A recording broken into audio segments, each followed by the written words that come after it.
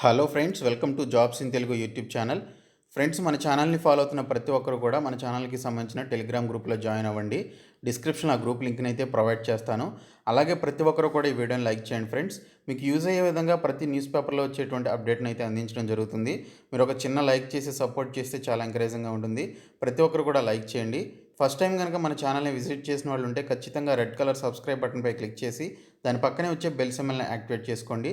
All అనేటువంటి option వస్తుంది. దాన్ని సెలెక్ట్ చేసుకోవడం ద్వారా నేను అప్లోడ్ చేసే ప్రతి వీడియో యొక్క నోటిఫికేషన్ మీకు రావడం జరుగుతుంది. విఎంఆర్ లాజిక్ ఎస్ఐ గాని పీసీ గాని ఎస్ఎస్సి సిజిఎల్ గాని సిహెచ్ఎస్ఎల్ గాని ఆన్లైన్ గాని ఆఫ్లైన్ గాని విఎంఆర్ లాజిక్స్ కు పోటీ లేదు, సాటి కారు. అడ్మిషన్ల కొరకు డౌన్లోడ్ విఎంఆర్ లాజిక్స్ యాప్.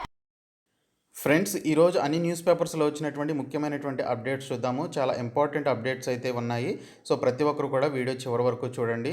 ముందుగా చూసుకున్నట్లయితే తెలంగాణ ఉద్యోగులకి సంబంధించి 30% ఫిట్మెంట్ ఇస్తూ ప్రభుత్వం నిర్ణయం తీసుకోవడం జరిగింది.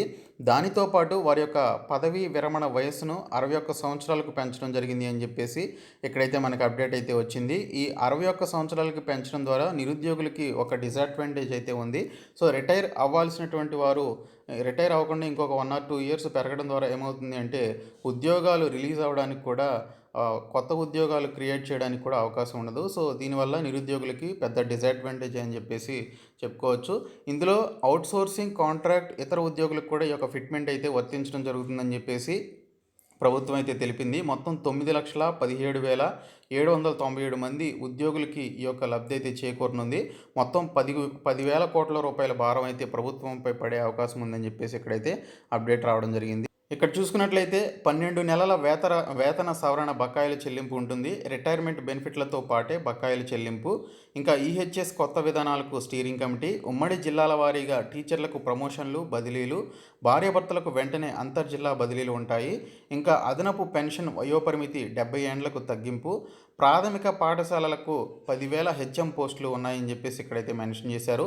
ఇంకా గ్రాట్యుటీ 12 లక్షల నుంచి 16 లక్షలకి పెంపు, సిపిఎస్ ఉద్యోగుల కుటుంబాలకు ఫ్యామిలీ పెన్షన్, ఇప్పటికే 80% ఉద్యోగులకు ప్రమోషన్లు పూర్తి, త్వరలో మిగతా వారికి కూడా పదోన్నతుల ప్రక్రియ ప్రారంభం, పదోన్నతులు పూర్తి కాగానే ఖాళీల భర్తీ ప్రక్రియ అని చెప్పేసి ఇక్కడైతే క్లియర్గా మెన్షన్ చేశారు. సో 80% వరకు ఉద్యోగులకు సంబంధించినటువంటి పదోన్నతుల ప్రక్రియ అయితే కంప్లీట్ అయింది. ఇంకొక 20% మిగిలి ఉంది. అందులో టీచర్లకి సంబంధించిన పదోన్నతులు అయితే ఉన్నాయి. అవి అలాగే మిగిలినటువంటి పదోన్నతుల ప్రక్రియ కూడా కంప్లీట్ అయితే అప్పుడు రాష్ట్రంలో 50,000 ఉద్యోగులు ఏవైతే భర్తీ చేస్తామన్నారో వాటికి సంబంధించిన ఖాళీల భర్తీకి సంబంధించిన ప్రక్రియ మొదలవుతుందని చెప్పేసి ఇక్కడైతే అప్డేట్ ఇవ్వడం జరిగింది. అలాగే సీఎం కేసీఆర్ ఈ యొక్క ఖాళీల భర్తీకి సంబంధించి అసెంబ్లీ సమావేశంలో ప్రకటన చేసే అవకాశం ఉందని కూడా ఒక అప్డేట్ అయితే వచ్చింది, మీకు చూపిస్తాను. ఇక్కడ చూసుకున్నట్లయితే ఏపీకి చెందినటువంటి ఉద్యోగులు అక్కడికి వెళ్ళిపోవచ్చు, మరింత అంకితభావంతో పనిచేస్తారని ఆశిస్తున్నా అని చెప్పేసి ముఖ్యమంత్రి కేసీఆర్ ఆశాభావం అయితే తెలపడం జరిగిందని ఇక్కడైతే అప్డేట్ వచ్చింది. పిఆర్సీ లబ్ధిదారులు ఎంతమంది ఉన్నారు, ఏ శాఖలో ఎన్ని వేల మంది అని చెప్పేసి ఇక్కడైతే మనకి క్లియర్గా అప్డేట్ అయితే వచ్చింది. మొత్తంగా చూసుకున్నట్లయితే 9,17,797 మందికి ఈ యొక్క లబ్ధి అయితే చేకూరనుంది. ఇక్కడ చూసుకున్నట్లయితే ప్రస్తుతం ఇస్తున్నటువంటి శాలరీలు ఎంత, ఈ యొక్క పిఆర్సీ పెంచడం ద్వారా, ఫిట్మెంట్ పెంచడం ద్వారా 30% ఇవ్వడం ద్వారా కొత్త వేతనం ఏ విధంగా ఉంటుందనేది ఒక మంచి లిస్ట్ అయితే ఇక్కడ ప్రిపేర్ చేసి పెట్టడం జరిగింది. నేను మీకు డిస్క్రిప్షన్లో అయితే ప్రొవైడ్ చేస్తాను. ఈ పీడిఎఫ్స్ మీరు డౌన్లోడ్ చేసుకొని చూడవచ్చు. క్లాస్ 4 ఉద్యోగులు ఎవరైతే ఉన్నారో వారికి ప్రస్తుతం 19,600 రూపాయల శాలరీ వస్తుంటే ఈ యొక్క కొత్త వేతనం ద్వారా, ఈ యొక్క 30% ఫిట్మెంట్ ద్వారా 24,953 రూపాయలు రావడం జరుగుతుంది. అంటే కనీస వేతనం వచ్చేసి తెలంగాణ రాష్ట్రంలో 5,352 రూపాయలు పెరగడం జరిగిందనమాట, ప్రస్తుతం ఇస్తున్నటువంటి శాలరీస్తో కంపేర్ చేస్తే. సో ఇక్కడ చూసుకున్నట్లయితే ఇంకా జూనియర్ అసిస్టెంట్ ఉద్యోగాలకు వచ్చేసి 24,727 రూపాయలు ప్రస్తుతం వారికి శాలరీస్ అయితే వస్తున్నాయి. అయితే వారికి ఇప్పుడు 6,775 రూపాయల వరకు పెరుగుతుంది. అంటే దాదాపుగా 31,502 రూపాయలు వారికి శాలరీ అయితే ఇక నుంచి April 1 నుంచి రావడం జరుగుతుందని ఇక్కడైతే మెన్షన్ చేశారు.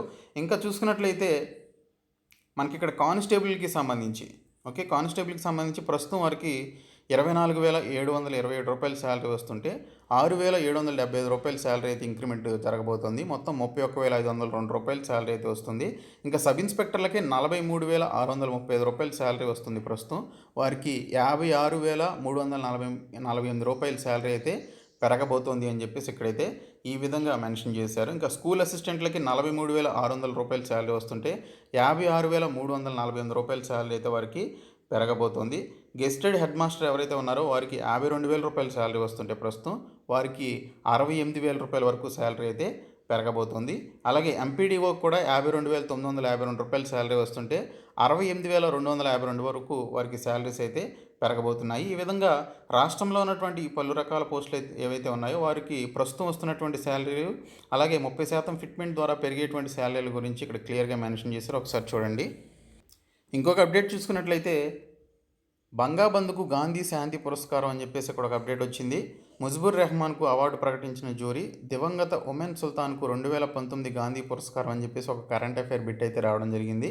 బంగాబంధుగా పేరొందినటువంటి బంగ్లాదేశ్ తొలి అధ్యక్షుడు షేక్ ముజిబుర్ రెహమాన్కు ప్రతిష్టాత్మక గాంధీ శాంతి పురస్కారం 2020 వరించడం జరిగిందని ఇక్కడైతే అప్డేట్ అయితే రావడం జరిగింది. ఇంకొక అప్డేట్ చూసుకున్నట్లయితే 25,000 మంది టీచర్లకు పదోన్నతులు అని చెప్పేసి ఇక్కడైతే మెన్షన్ చేశారు. 40,000 సాధారణ బదిలీలకు లైన్ క్లియర్, 600 మందికి అంతర్జిల్లా బదిలీలు, ప్రాథమిక పాఠశాలల్లో కొత్తగా 5,543 హెచ్ఎం పోస్టులు అని చెప్పేసి ఇక్కడైతే క్లియర్గా మెన్షన్ చేయడం జరిగింది. టీచర్లకు కూడా మనకి బదిలీలు అయితే చేయబోతున్నారు. అలాగే పదోన్నతులు కూడా వారికి అయితే ఉండబోతున్నాయి.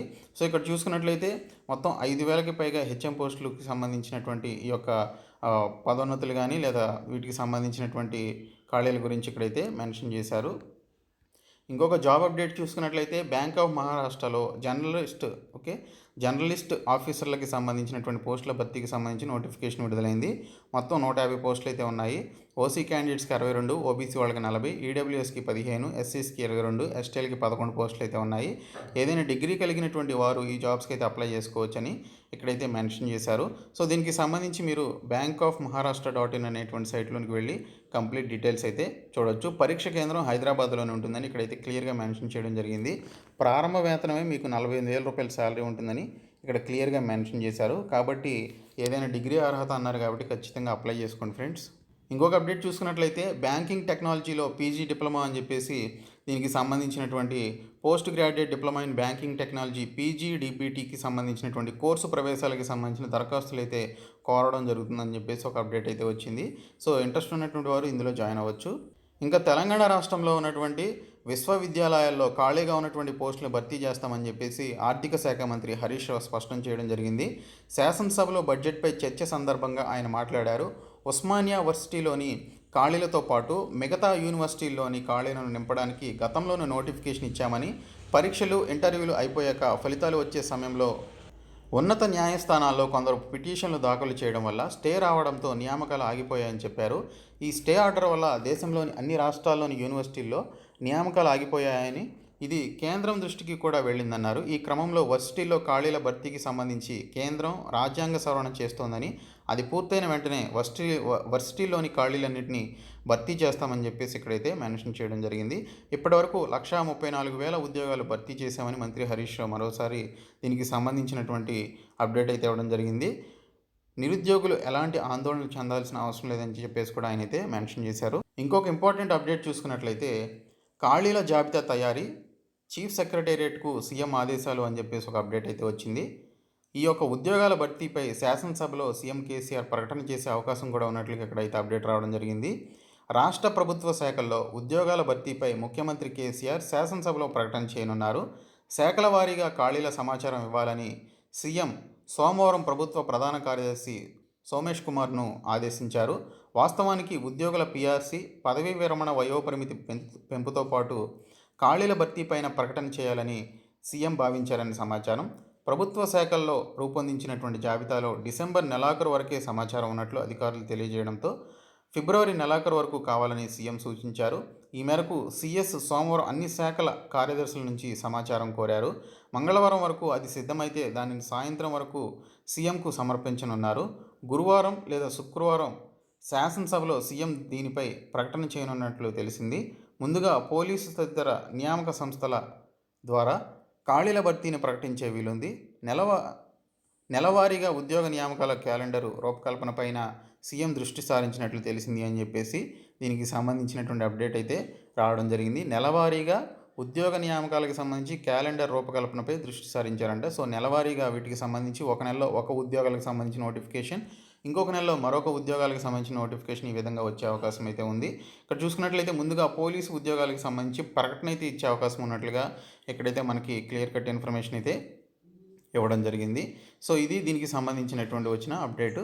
ఇంకొక అప్డేట్ చూసుకున్నట్లయితే ఆంధ్రప్రదేశ్కి సంబంధించి ఆంధ్రప్రదేశ్లో ఉన్నటువంటి వెటర్నరీ పోస్టులన్నింటినీ కూడా భర్తీ చేయాలని చెప్పేసి సీఎం వైఎస్ జగన్ దీనికి సంబంధించి ఆర్డర్స్ అయితే ఇవ్వడం జరిగింది. ఇక ఆర్బీకేలోని అంటే రైతు భరోసా కేంద్రాల్లోనే షెడ్యూల్ ప్రకారం పశు వైద్యుల సేవలు, పశు సంవర్ధక, పాడి పరిశ్రమాభివృద్ధి, అలాగే మత్స్యశాఖలపై సమీక్షలో సీఎం జగన్ ఆదేశం అని చెప్పేసి మెన్షన్ చేశారు. మొత్తం 6099 పశు సంవర్ధక అసిస్టెంట్ల ఖాళీల భర్తీకి సీఎం గ్రీన్ సిగ్నల్ అని చెప్పేసి కూడా ఇక్కడైతే మెన్షన్ చేయడం జరిగింది. 108 తరహాలో పశువులకు కూడా అంబులెన్సుల ద్వారా వైద్య సేవలు, ఆర్బీకేల్లో కియోస్క్ ద్వారా సీడ్, ఫీడ్, మెడికేషన్, వైఎస్ఆర్ చేయూత లబ్ధిదారులకు అందించే పశువులకు ఇనాఫ్ ట్యాగ్, అలాగే వైఎస్ఆర్ పశు నష్ట పరిహారానికి సంబంధించి వివరాలు ఆర్బీకేలోనే ప్రదర్శన అని చెప్పేసి ఇక్కడైతే మెన్షన్ చేశారు. సో ఖాళీగా ఉన్నటువంటి వెటర్నరీ పోస్టులన్నింటినీ కూడా 6099 పశు సంవర్ధక అసిస్టెంట్ల ఖాళీల భర్తీకి సీఎం గ్రీన్ సిగ్నల్ ఇచ్చినట్లుగా ఇక్కడైతే మెన్షన్ చేయడం జరిగింది. సో ఇక్కడ చూసుకున్నట్లయితే వీటికి సంబంధించి త్వరలో మనకి నోటిఫికేషన్ అయితే రాబోతోంది. ఓకే, సో ఇది ఈరోజు వచ్చినటువంటి అప్డేట్స్. సో ఈ వీడియోని మీ ఫ్రెండ్స్ అందరికీ షేర్ చేయండి, మన ఛానల్ సబ్స్క్రైబ్ చేయండి. Thank you so much guys.